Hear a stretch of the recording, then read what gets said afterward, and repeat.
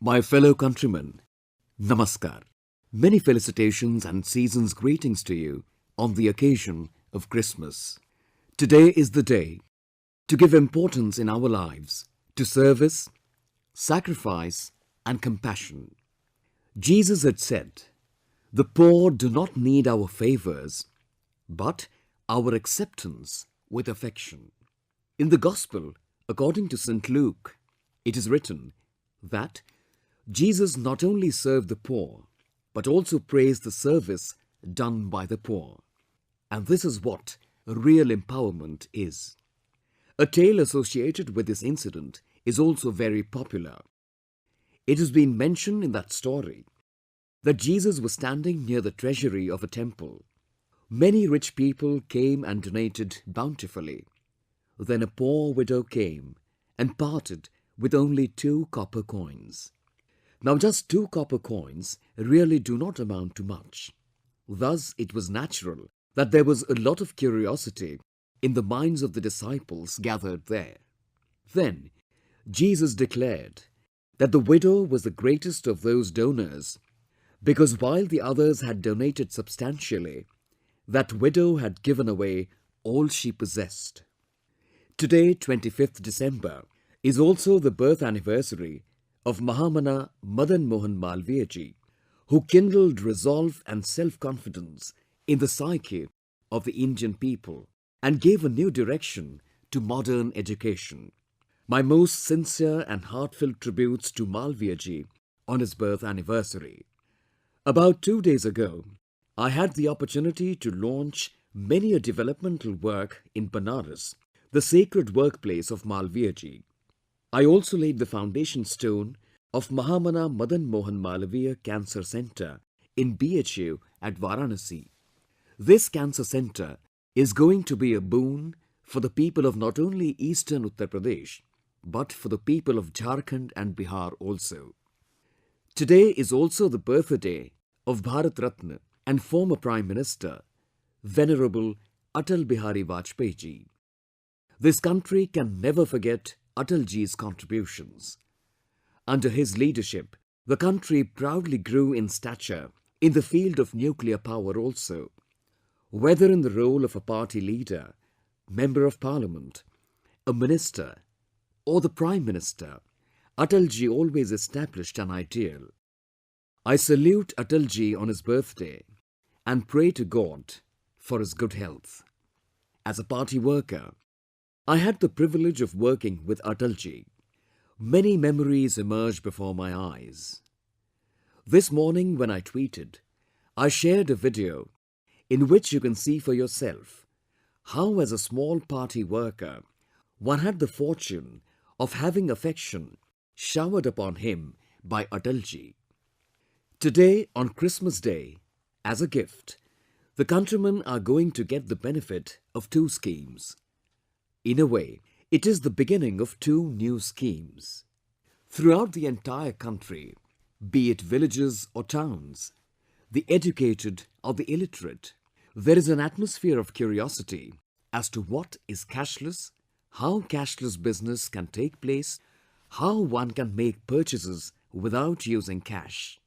Everybody wants to understand and learn from each other.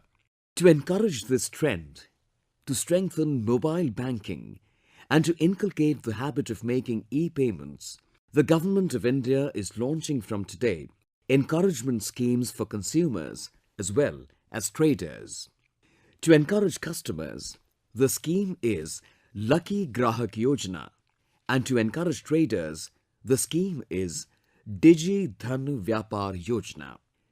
Today on 25th December, as a Christmas gift, 15,000 people will get rewards through a draw system, whereby each of the 15,000 winners will have 1,000 rupees into their accounts, and this will be not for today only. Starting today, this scheme will continue for the next 100 days. Every day, 15,000 people are going to receive rewards of 1,000 rupees each. In the next 100 days, lakhs of families are going to receive crores of rupees as gift, but you will be entitled to this gift Only if you make use of mobile banking, e-banking, RuPay card, UPI, USSD, such means and methods of digital payment. The draw for rewards will be done based on your use of such digital payment methods. In addition, there would be a grand draw once every week for such customers, in which the prize money will be in lakhs of rupees, and 3 months later, on April 14th, on the occasion of the birth anniversary of Dr. Babasaheb Ambedkar, there would be a mega bumper draw where rewards would be in crores of rupees. Digi Dhan Vyapar Yojana is mainly for traders and businessmen. Traders should adopt this scheme themselves and should encourage their customers too, in order to make their business cashless. Such traders will also be rewarded separately, and there would be thousands of these rewards. The traders will run their business activities smoothly and will also have an opportunity to win rewards. This scheme has been designed keeping all sections of society in mind, with a special focus on the poor and the lower middle class segments. Therefore, only those will get its benefits who make a purchase worth more than 50 rupees but less than 3,000 rupees. Those who make purchases of more than 3,000 rupees will not be entitled to rewards under this scheme. Even the poor people can use USSD on simple feature or ordinary mobile phones to buy and sell goods as well as make payments, and thus all of them can also become prospective beneficiaries of this reward scheme. In rural areas too, people can buy or sell through AEPS, and they can also win rewards. Many will be surprised to know that now there are about 30 crore, that is 300 million RuPay cards in India, out of which 200 million RuPay cards belong to poor families which have Jan Dhan accounts. These 300 million people can immediately become part of this reward scheme. I have confidence that the countrymen will evince interest in the system, and if you inquire from the young people around you, they would surely be aware of these things, and on your asking will tell you about these. Come on, if there is a child studying in 10th or 12th standard in your family, he or she will also be able to teach you well about this. It is as simple as sending WhatsApp messages on the mobile. My dear countrymen, I feel delighted to learn that the awareness about how to use technology, making e-payments, making online payments is spreading very fast.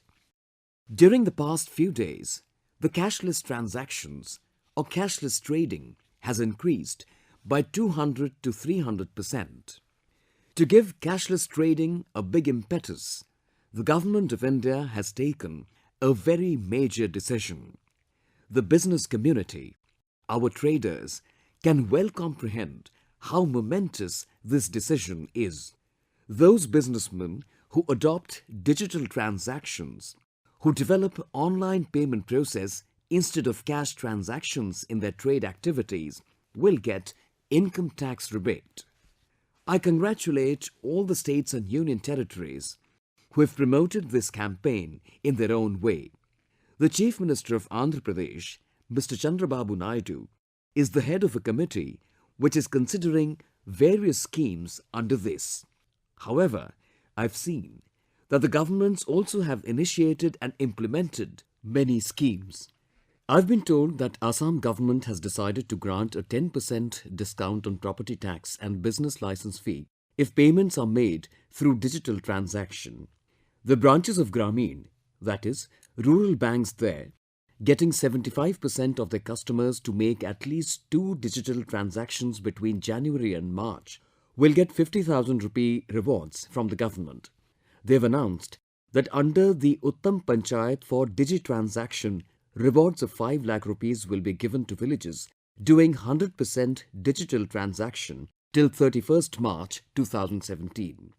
Assam government has decided to reward 5,000 rupees to the first 10 farmers as Digital Krishak Shiromani, who will buy seeds and fertilizers entirely through digital payments. I congratulate Assam government and also those state governments who've taken such initiatives. A number of organizations have also successfully carried out many experiments to promote digital transactions amongst the rural folk and poor farmers. I've been told that GNFC, or Gujarat Narmada Valley Fertilizers and Chemicals Limited, which primarily manufactures fertilizers, has installed 1,000 POS machines for sale of fertilizers for the convenience of farmers, and in just a few days, 35,000 farmers were sold 5 lakh sacks of fertilizers on digital payment, and this was accomplished in only 2 weeks. And the interesting fact is that, compared to last year, the fertilizer sales of GNFC have gone up by 27%. Brothers and sisters, the informal sector occupies a major segment in our economy and in our pattern of life, and mostly these people are paid wages for their labor and hard work in cash. They are paid their salaries in cash, and we know that due to this, they are exploited also. If they are to receive 100 rupees, they get only 80 rupees. If they are to be paid 80 rupees, they are given only 50 rupees. They are deprived of facilities like insurance and those associated with the health sector. But now the practice of cashless payment is being adopted. The money is being directly deposited into banks. In a way, the informal sector is getting converted into the formal sector. Exploitation is coming to an end. The cut, which had to be paid earlier, has stopped now, and it has become possible for the worker, the artisan, such poor persons to get their full amount of money. In addition, they are also becoming entitled to the other benefits due to them. Our country is blessed with a maximum number of young people. Thus, we are favourably placed for using technology. A country like India should be ahead of everybody else in this field. Our youth have benefited quite a lot from startups. This digital movement is a golden opportunity for our youth. They should impart to this as much strength as they can with their new ideas, technology and processes. But we must also connect with the drive to rid the country of black money and corruption with all our might. My dear countrymen, I request every month before Mann Ki Baat that you please give your suggestions, share your thoughts, and of the thousands of such suggestions received this time on MyGov, on Narendra Modi app, I can definitely say that 80 to 90% suggestions were pertaining to the war against corruption and black money. There was mention of demonetization. After I examined all the suggestions, I can say that these can macroscopically be roughly divided into 3 categories. Some have written in detail about people facing difficulties and encountering inconveniences. The other group of correspondents have stressed that this is such a good work being carried out for the welfare of the country, such a sacred task. But they have also noted that in spite of this, there are many scams being committed and new avenues of dishonesty are being explored. The third group is the one which has, while wholeheartedly supporting the action being taken, clearly stressed that this fight must be carried forward. Corruption and black money must be completely destroyed, and if this requires even more tough steps to be taken, those must be taken. We have many people writing this most emphatically. I am thankful to the countrymen for helping me by writing these innumerable letters to me. Shriman Gurumani Kewal has written on MyGov, "This step of reining in black money is praiseworthy. We citizens are facing some difficulties, but we are all fighting against corruption, and we are happy that we are making a contribution in this fight. We are battling corruption, black money, etc. on the lines of the military forces." The sentiment behind Gurumani Kewalji's text is being echoed in every nook and corner of the country. All of us are experiencing it. When the people face problems, undergo hardships, rare will be a fellow human being who will not empathize. I feel as much pain as you do. But when a task is taken up with a noble objective, to realize a lofty intent, with a clear conscience, the countrymen stay firm courageously amidst all these trials and tribulations. These people are the real agents of change, pioneers of transformation. I thank people for one more reason. They've not only braved hardships, but have also powerfully given a retort to those limited few who've been trying to mislead them. So many rumors were spread. Even the fight against corruption and black money was sought to be tainted with shades of communalism. Somebody spread a rumor that the spelling on the currency note was faulty. Someone said salt prices had spiraled. Someone proclaimed that the 2000 rupee note would also be withdrawn. Even 500 and 100 rupee denomination notes were rumored to be on their way out. But I've seen that despite rampant rumor mongering, citizens have stood firm with their faith intact.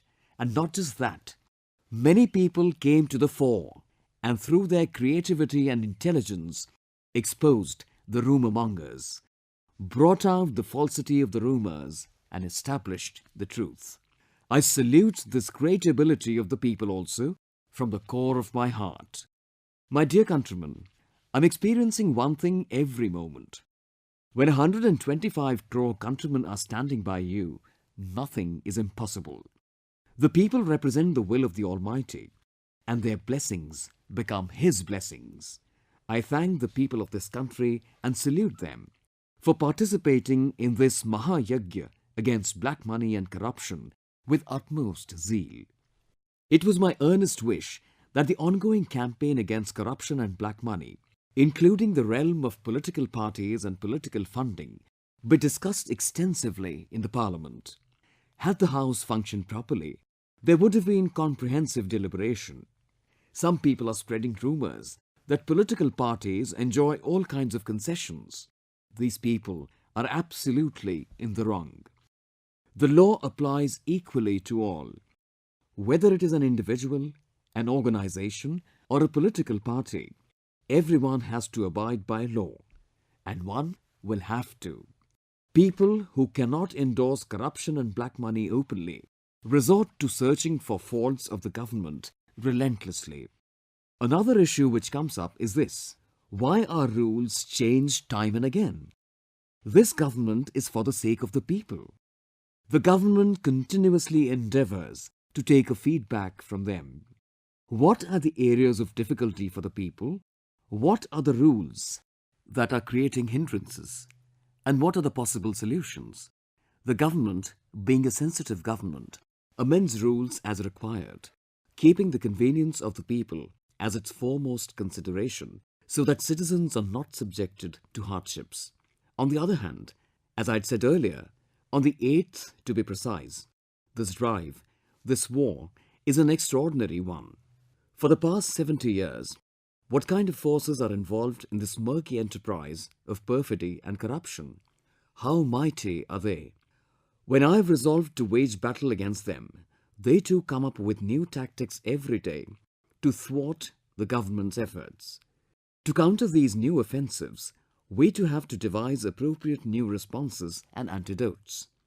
When the opponents keep on trying out new tactics, we have to counteract decisively, since we have resolved to eradicate the corrupt, shady businesses and black money. On the other hand, many people have mentioned in their letters all kinds of wrongdoing which are going on. How newer wily ways and means are being devised. In this context, I offer my heartiest salutations to my dear countrymen for one very remarkable thing. These days you must be seeing on TV and newspapers, every day many new people are being taken into custody, currency notes are being seized, raids are being carried out, influential persons are being caught. How has all this been made possible? Should I let out the secret? The secret is that my sources of such information are people themselves. Information being received from common citizens is many times higher than that being obtained through government machinery, and we are by and large being successful in our operations on account of the awareness and alertness that the people have displayed. Can anyone imagine the level of risk which the aware citizen of my country is taking to expose such elements? The information received has largely proved to be fruitful. For those of you wanting to share such information, you can send it on an email address set up by the government for this purpose. You can also provide it on MyGov. The government is committed to fight all such wrongdoings and maladies. And when we have your active support, this fight becomes much easier. Thirdly, there is another group of letter writers also existing in large numbers. They say, Modi ji, do not feel exhausted, do not stop, and take the most stringent measures that you can. Now that you've chosen this path, the journey should culminate at its intended and logical destination. I especially thank writers of such letters since their writing exudes a certain confidence, fortified with blessings. I sincerely assure you that this is in no way going to be a full stop. This is just the beginning. We have to win this battle, and the question of feeling exhausted or stopping simply does not arise. Armed with the good wishes of 125 crore countrymen, there is no question of a retreat. You're possibly aware of a law about Benami property in our country, which came into being in 1988, but neither were its rules ever framed, nor was it notified. It just lay dormant, gathering dust. We've retrieved it and turned it into an incisive law against Benami property. In the coming days, this law will also become operational. For the benefit of the nation, for the benefit of the people, whatever needs to be done will be accorded our top priority. My dear countrymen, I had mentioned in last month's Mann Ki Baat that even amidst these hardships, our farmers toiled tirelessly and broke last year's record in sowing. It is a sign of good times for the agricultural sector.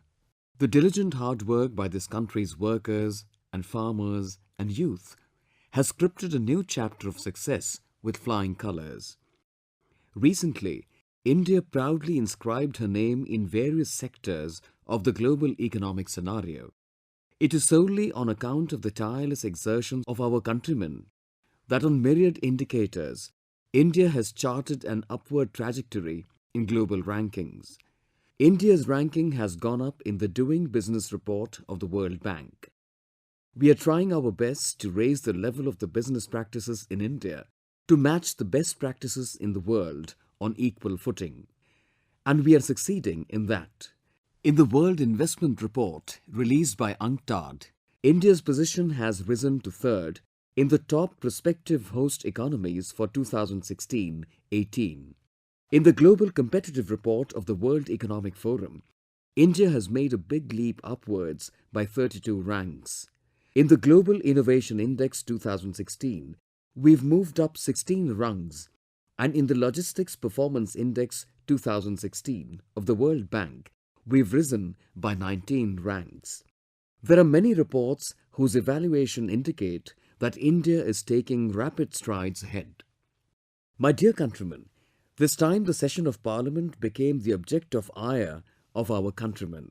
Indignation was expressed everywhere about the activities in the Parliament. The President and Vice President also explicitly expressed their displeasure. But even in such a situation, sometimes good things also take place which create a sense of satisfaction in the mind. Amid the din in Parliament, an excellent task was accomplished, which has not attracted due attention of the country. Brothers and sisters, today with pride and joy, I would like to mention that a bill in connection with my government's mission on Divyangjan, that is, differently or specially abled people, was passed in Parliament. For this, I extend my heartfelt gratitude to all the members of Lok Sabha and Rajya Sabha. On behalf of millions of Divyangjan of the country, I express my thanks. Our government is committed to the welfare of Divyangs. Personally too, I have strived to lend momentum to this campaign. My intention was to ensure that the Divyangjans secure their due rights and also the honour and dignity that they are entitled to. Our efforts and our trust were fortified by our Divyang brothers and sisters when they returned with 4 medals from the Paralympics. With their triumph, not only did they do the nation proud, they pleasantly surprised many people through their capabilities and prowess. Our Divyang brothers and sisters are an invaluable heritage, a precious endowment, just as every citizen of the country is. Today, I am immensely delighted that the passing of this law for the welfare of the Divyangjan will open up additional avenues of employment for them. In government jobs, the extent of reservation for them has been enhanced to 4%. Special provisions have been provided for in this law for their education, facilities and also for grievances. The extent of sensitivity of the government towards the Divyangs can be assessed by the fact that during the last 2 years, the central government set up 4,350 camps for Divyangs, spent 352 crore rupees for distributing implements to 5,80,000 Divyang brothers and sisters. The government has passed the new law in consonance with the spirit expressed by the United Nations. Earlier, there were 7 Divyang categories. Now, adding 14 new categories, this has been expanded to 21 categories. Many such new categories of Divyangs have been included, thereby providing them for the first time justice and opportunities. For example, categories like thalassemia, Parkinson's, or for that matter, dwarfism have been included. My young friends, during the last few weeks, news items coming in from the world of sports have made all of us proud. Being Indians, it is but natural for us to feel elated. In the cricket series against England, India has triumphed 4-0. In this, the performance of some of the younger players deserves a special word of praise. The young Karun Nair scored a triple century and KL Rahul played a brilliant 199-run innings. Test captain Virat Kohli batted extremely well and also provided inspiring leadership. Indian cricket team's off-spin bowler R. Ashwin has been declared Cricketer of the Year as well as Best Test Cricketer by the ICC for the year 2016. My heartiest congratulations and many good wishes go to all of them. After a gap of 15 years, there was good news, in fact grand news from the hockey arena too. The junior hockey team lifted the World Cup. This festive occasion came to us after 15 years as the junior hockey team won the World Cup. Heartiest congratulations to these young players for this grand feat. This achievement is a very good omen for the future of our hockey team. Last month, our women players too won laurels. Indian women's hockey team won the Asian Champions Trophy, and just a few days ago, in the Under-18 Asia Cup, Indian women's hockey team secured the bronze medal. I congratulate all our cricket and hockey team players from the core of my heart. My dear countrymen, may 2017 be a year full of joy and enthusiasm. May all your resolves be crowned with success. Let us scale new heights of progress. May the poorest of the poor get an opportunity to lead a better and fuller life of happiness and contentment. May 2017 be like this for all of us. For the year 2017, my best and brightest wishes to all my countrymen. Many, many thanks.